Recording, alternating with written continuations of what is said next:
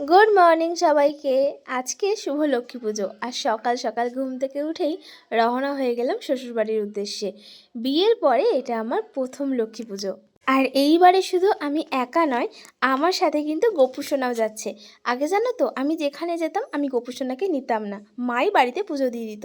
কিন্তু এইবারে আমি ঠিক করেছি যেখানেই যাব গোপুসোনাকে নিয়ে যাব। তো শ্বশুরবাড়িতে গিয়ে স্নান করে ফ্রেশ হয়ে নিলাম। প্রথমবার লক্ষ্মী পুজো বলে কথা, কাজ তো অনেক আছে। আর এবারে আমার দায়িত্ব পড়েছে আলপনা দেওয়া। তাই গোপালকে স্নান করিয়ে নিচ্ছি, এরপরই শুরু হবে আমার আলপনা দেওয়ার কাজ। আর এখন বাজে প্রায় 2টো, তো এখন থেকে যদি আমি আলপনা দেওয়া না শুরু করি তাহলে আমি কমপ্লিট করতে পারবো না। তো দেখো, এখানে আমি গোপুসোনাকে চান করিয়ে নিচ্ছি। আর আজকে পরবে গোপুসোনার নতুন জামা। দুর্গাপুজোর সময় একটা নতুন জামা পরিয়েছিলাম, আজকে আবার নতুন একটা জামা পরাচ্ছি। তো বলতে বলতে দেখো, গোপুসোনা কিন্তু পুরো তৈরি হয়ে গেছে। আর আজকে জানো তো, আমাদের বাড়িতে লক্ষ্মী পুজোর সাথে সাথে সিংহাসন প্রতিষ্ঠাও হবে। আর এই দেখো, বসে পড়েছি আলপনা দিতে আমার অ্যাসিস্ট্যান্টকে নিয়ে। যে মা যাই কাজ করুক না কেন, তার কিন্তু সব সময় সাথে থাকা চাই। অন্য সময় একটু দুষ্টুমিও করে, কিন্তু আজকে দেখো মন দিয়ে দেখছে। আর জানো তো, মাটির মেঝেতে আলপনা দেওয়ার কিন্তু মজাই আলাদা। কিন্তু যেহেতু সকাল থেকে খুব বৃষ্টি হচ্ছে, তাই আলপনাটা ঠিক ভালোভাবে ফোটেনি। ভেবেছিলাম শুকিয়ে গেলে হয়তো ঠিকভাবে ফুটবে, কিন্তু সারাদিনেও আলপনাটা ঠিকভাবে ফোটেনি। আর এখানে মা খইগুলোর মধ্যে বেছে নিচ্ছে, কারণ কি এটা দিয়ে পরে মুড়কি বানানো হবে, সেটাও তোমাদেরকে দেখাবো। আর দেখো, এই টাইমে ধান চাষের সময়, তাই বাড়ির চারিদিকের পরিবেশটা তোমাদেরকে একবার দেখিয়ে দিচ্ছি। চারিদিকটা শুধু সবুজ আর সবুজ, যত দূর চোখ চায় দেখো শুধু সবুজে ভরা। চলো, যা যা আলপনা দিলাম তোমাদেরকে একবার দেখিয়ে দিই। এটা দরজার কাছে দিয়েছি, এটা আমাদের বারান্দায় ঢোকার মুখেই আলপনাটা দিয়েছি, আর এটা আমাদের দাওয়ায় দিয়েছি আলপনাটা। তো জানাও তো আলপনাগুলো কেমন দেখতে লাগছে। এবার রান্নাঘরে গিয়ে দেখি মা কী করছে। আমার শ্বশুরবাড়ির এদিকে নিয়ম আছে লক্ষ্মী পুজোর দিন ছোলা, বাদাম, মটর এগুলোকে বাড়িতে ভাজা। আর এখানে দেখো, বলেছিলাম না মুড়কি বানাবে, এই দেখো মা গুড় গরম করে খইয়ের মধ্যে দিচ্ছে। আর এই যে আমার লিটিল অ্যাসিস্ট্যান্ট, সে কিন্তু নেড়ে নেড়ে মুড়কি বানাচ্ছে।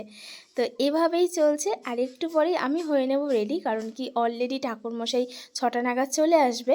আর এই দেখো, আমি হয়ে গেছি কিন্তু লক্ষ্মী পুজোর জন্য পুরো রেডি। সন্ধে হয়ে গেছে, বাজে 6টারও বেশি।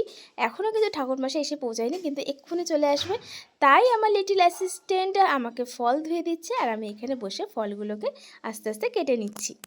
বাড়ির পুজোয় কিন্তু সমস্ত কাজ নিজের হাতে করার মজাটাই আলাদা। আমি তো এখন সমস্ত কাজের দায়িত্ব নিতে পারিনি, তাই যেটুকু পেরেছি সেটুকুই আমি করার চেষ্টা করেছি।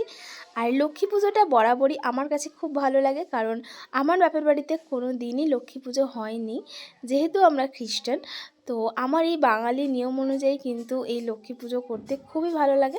আর এই দেখো, আমাকে কিন্তু হেল্প করার জন্যও চলে এসেছে। আর এটা ধুনুচি সাজিয়ে এনেছে, কারণ ধুনো দেওয়া হবে একটু পরেই। আর আমাকে এসে বললো, কী হেল্প করতে হবে বলো। তো আমি বললাম, আঁক আমি কাটতে পারবো না, তাই আমাকে একটু আঁক কেটে দাও। তাই ও বসে বসে এখানে আঁক কেটে দিচ্ছে, আরও হাতে হাতে একটু হেল্প করে দিচ্ছে। তো সবাই মিলে হাতে হাতে পুজোর জোগাড় যন্ত্র কাজ করছি।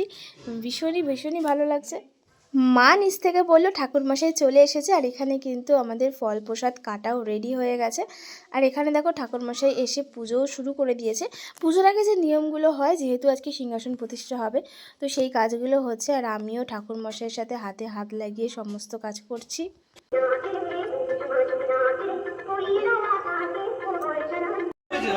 বুঝে গেছো?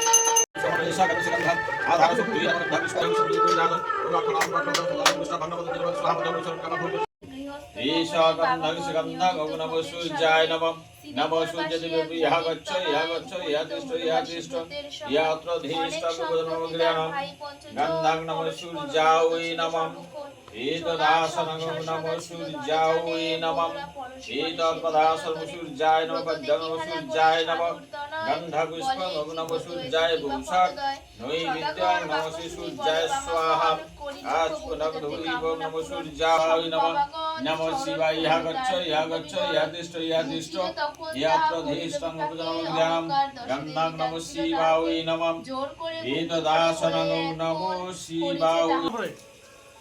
না সে একবার করবে। যতবার করবো ততবার দিবি হয়ে গেলে ঘুরে নিয়ে সারা করে আর যাবো কতবার কর করবি? যতবার করবো ততবার দিবি শুনতে মন করে কই। আরে এই ঘরে দিয়ে দাও যদি খোলা থাকে। ওর ঘরে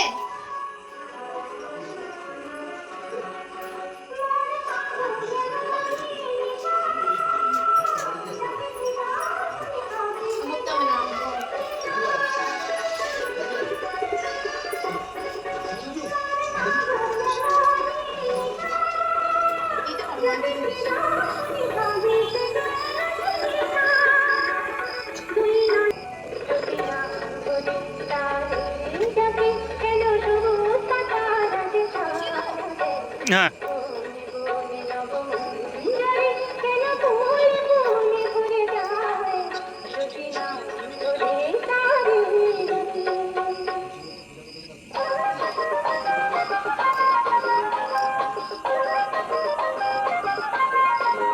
পুজো কমপ্লিট হয়ে গেছে আর ঠাকুরমশাইও চলে গেছে।